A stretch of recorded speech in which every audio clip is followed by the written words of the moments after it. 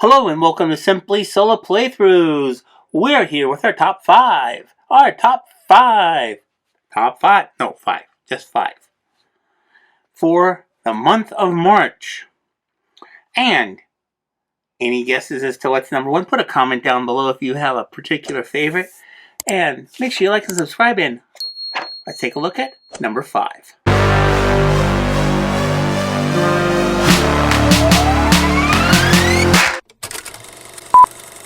Number five is Escape the Chronos, which is a fun little handheld game where you are trying to rescue the crew members, avoid the monster, and get to the life raft. All by following these little instructions. It's really nice. It's a print and play game. It should be available. I'll have a link where you can find it below. But it's just a fun little game. It's my new lunchtime game, and I played this quite a bit during the month of March, especially during lunch. Oh, hey, that was a quick one, wasn't it? Number four. Number four is Sherlock Solitaire. This was a game I found at my FLGS. I had no clue what it was, and I just solo, go for it. What the heck? It wasn't that much money. It's just a small little game. I did sleeve it, so it does have problems fitting inside the box. I'm probably going to de-sleeve it because I want to use the sleeves for something else. No comments about number one. And it's a pretty simple game. You have the crime scene, you have the office, you have to move items back and forth depending on which hero that you use. When you have a duplicate over here, they get discarded. And so what you end up with is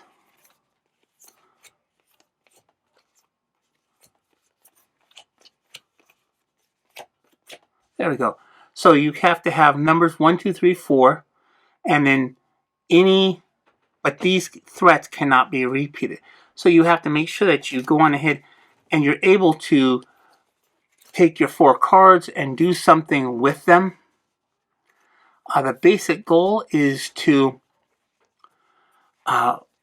you'll go on ahead and do something like this where you'll move these to the discard pile. You then have to choose a card from the discard pile, assuming you're playing Sherlock, which of course will be a 4. And we'll go on ahead and play that over here.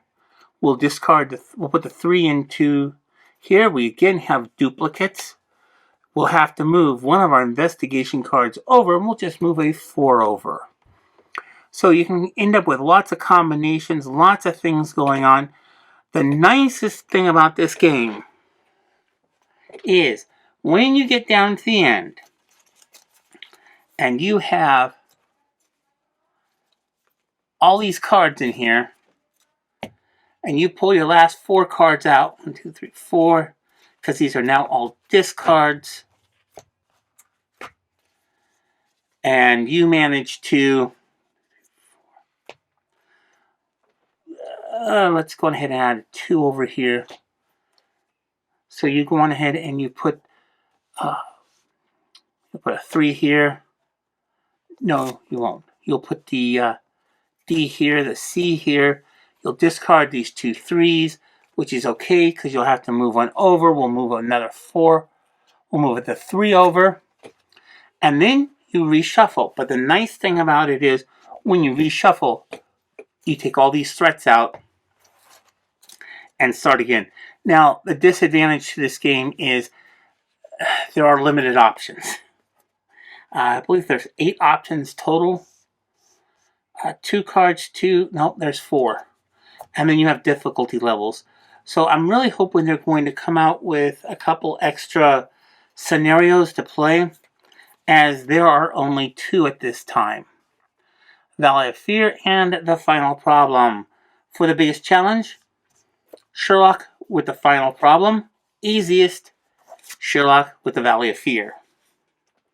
So, let's take a look at number 3. Valley of the Kings. This is now also coming to GameFound really shortly. Take a look at it. There'll be a link below for it. But this is a fun deck building game that has a twist. Now, first of all, as you can tell, these are not shuffled. This is just one set, all for demo purposes. So we take our 5 cards. We go on ahead and we'll go on ahead and buy a card. You can only buy from the bottom. And we will buy for, we'll buy this for 3. This will go into our discard pile. We can put 1 card into our tomb, which is how we go on ahead and get points. You will want to collect similar kinds of cards.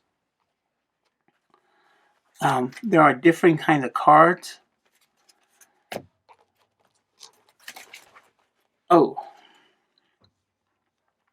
And each card is squared.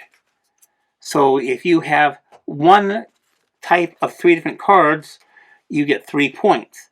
If you have one type of card and 3 of them, you get 9 points. So it really makes a difference as to how you kind of play the game. Your opponent will draw a card and they will take, oh, this will go down.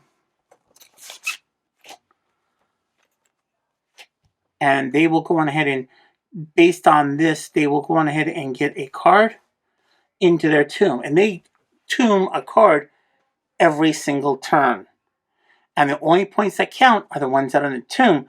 So you have the pressure that your opponent is always getting more points every single turn, and you're trying to build your deck and get rid of your base cards.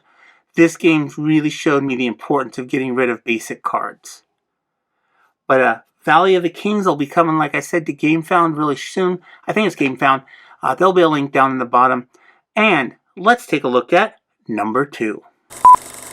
Number 2 is Sky Team.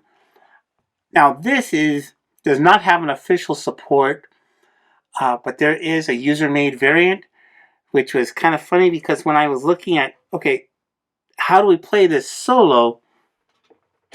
This is it's almost what I came up with. So the game's pretty straightforward. You roll your dice. You then make a decision of what you're going to do, and your person rolls 1 die. They'll go on ahead and do that. You'll have to go on ahead and roll. I then go on ahead and say I'm going to make a 4. They have a 4. So the good news is they know in advance not to put that there. They will go on ahead and would put it here. 1, 2, 3, 4, and call out a plane, get it out of the way. I then have my 2. I'll play a 1 here. That turns that on. And they have a 3. That will be fine. That'll give us a 7. So we're okay. And I'll place my 2 here into the breaking. And they have a 1, which will go here. Keeping in mind, these have to go in order. These do not. This has to go in order. Yes, I made tokens to put in there because it was easier to move that than what came with it.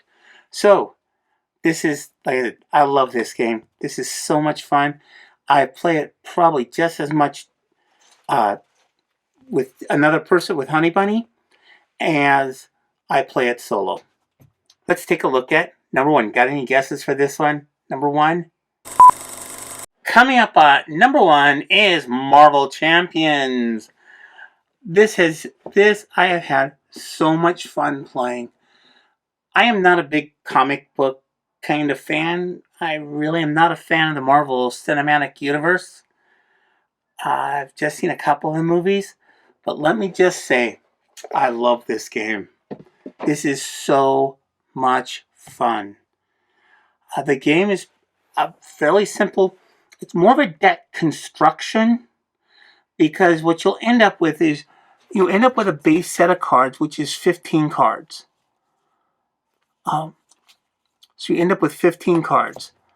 And then you have to add in the cards that you think are going to help you out, like Nick Fury and Genius. And then you have other things, you have people that will help you. You 1, 2, 3, 4, 5, 6, because you start off on your alter ego side. You go ahead and draw up. You can take a look at your next card. You can see what's going on. And you can go on ahead and play cards. And we'll put out Daredevil. And Daredevil can go on ahead and do things, which is always nice. The other nice thing about it is that they can become meat shields for you.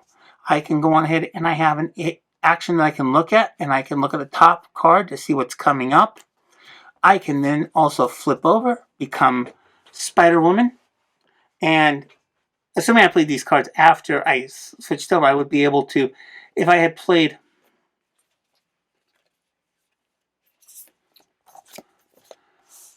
two different cards with Spider-Woman, which is, this is a unique character, I would be able to add a +2, so I would do 3 to that, and he would do 2, so a total of 5 to our villain Crossbones.